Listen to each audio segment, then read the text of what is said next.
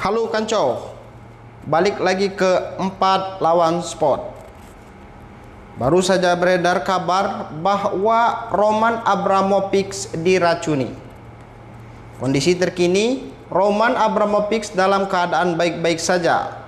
Hanya saja tubuhnya merasa gejala keracunan seperti radang mata hingga mengelupas kulit tangan dan wajah hingga memicu rasa sakit yang luar biasa dan yang berlangsung sepanjang malam. Dan Delik Chan meyakini bahwa gejala keracunan ini timbul akibat senjata kimia. Setelah muncul dugaan Abramovich diracuni, kini muncul berbagai spekulasi bahwa pelaku adalah orang terdekat. Dan ada yang bilang GRU dan Dinas Intelijen Militer Rusia. Dan ada juga yang bilang dia telah diracuni oleh agen staf canggih yang dikenal sebagai Novichok. Selain itu Kanco, yang terkena racun ternyata bukan hanya Abramovich saja, tetapi delegasi atau negosiator lain termasuk anggota parlemen Ukraina Rustam Amrov juga menjadi korban. Berdasarkan pemeriksaan jarak jauh dan di tempat Kanco, para ahli menyimpulkan bahwa gejala kemungkinan besar keracunan akibat senjata kimia yang belum dapat dipastikan. Dan selain itu Kanco, menurut kesimpulan pemerintah Inggris, GRU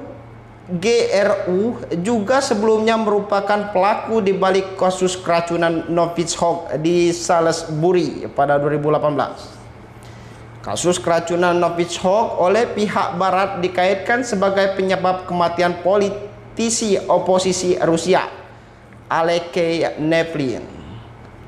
Sedangkan kita tahu Kanco, tempat kejadian itu berada di Kyiv, Ukraina, dan pada saat itu Abramovich dan beberapa negosiator sedang melakukan negosiasi perdamaian Rusia-Ukraina. Dan sekedar informasi Kanco, bahwa Novichok yang berarti pendatang baru dalam bahasa Rusia berlaku untuk sekelompok agen saraf yang diproduksi secara sintetis yang awalnya dikembangkan oleh Uni Soviet di laboratorium di Uzbekistan. Sebelumnya Uni Soviet hancur pada 1991. Badan-badan intelijen barat meyakini bahwa Novichok sejak itu telah disempurnakan menjadi senjata pembunuh yang sukar dideteksi melalui teknik rahasia yang dipraktikkan oleh agen GRU. Intelijen militer Rusia termasuk dengan dioleskan ke gagang pintu. Selain itu, Novichok dapat digunakan dalam bentuk cair maupun padat. Namun sejauh ini belum ada komentar dari pemerintah Rusia dan tidak ada bukti bahwa mereka bertanggung jawab. Namun pakar barat menilai kasus keracunan Abramovich semacam peringatan kepada mereka yang mengambil bagian dalam pembicaraan damai. Sebab racun yang diberikan kepada Abramovich bukanlah dosis yang mematikan, melainkan peringatan. Pakar senjata kimia James de Broughton Gardon mengatakan kepada BBC bahwa sangat tidak mungkin faktor lingkungan ada hubungannya dengan kasus ini.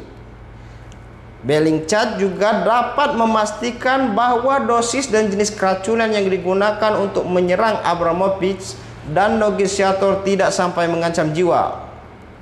Kemungkinan serangan racun itu dimaksud hanya untuk memberi rasa takut kepada korban. Wall Street Journal meyakini pelaku dari serangan tersebut diduga adalah agen atau kelompok garis keras Rusia yang ingin mengganggu proses perdamaian kedua negara.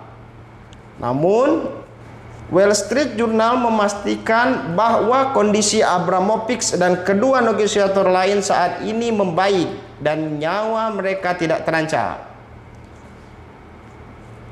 Namun saking teguh pendiriannya, Roman Abramovich tetap menjalankan tugasnya sebagai negosiator perdamaian Rusia-Ukraina. Meski baru saja menjadi korban serangan racun, diberitakan Kompas.com sebelumnya, Roman Abramovich mulai bekerja sebagai negosiator perdamaian Rusia-Ukraina sekitar 4 hari setelah Perang Kedua. Negara ini pecah pada 24 Februari 2022. Ya, saya di sini tidak dapat bicara banyak karena ini menyangkut politik.